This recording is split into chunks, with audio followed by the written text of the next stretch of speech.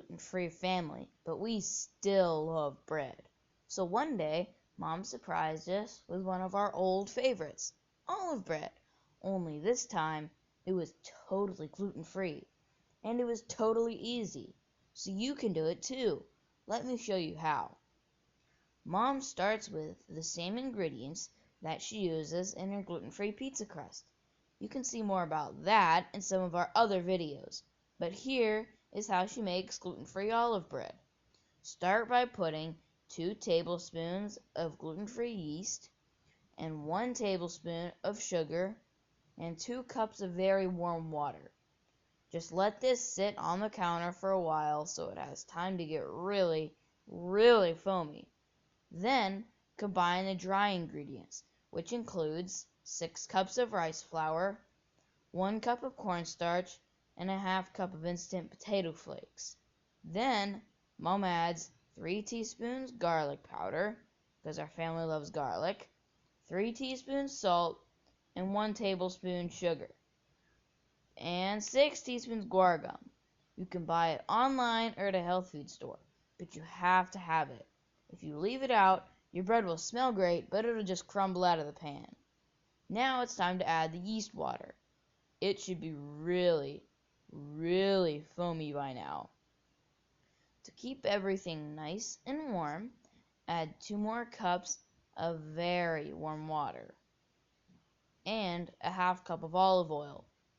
But sometimes we just use canola oil since it's cheaper. When you stir it all together, it will get pretty thick and clumpy.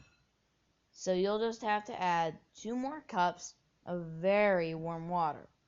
Keep stirring until you end up with a dough that's more like thick, ooey-gooey batter. Grease the pans really well with olive oil and set the oven for only 200 degrees. Put half the dough on one pan and half on the other. You can try to spread the dough with the back of the stirring spoon, but here's an easy tip. Use the back of the fork instead. Mom says the fork makes it easier to spread the dough without it sticking too much. It makes a cool pattern on the dough, but the lines disappear as the dough rises. Then it's time to add the olives. We buy green olives and chop them up a bit first, but you can use any kind of sliced olives you want. Mom uses about a cup. Just scatter them all over and press them down a little so they stay tucked in as it bakes.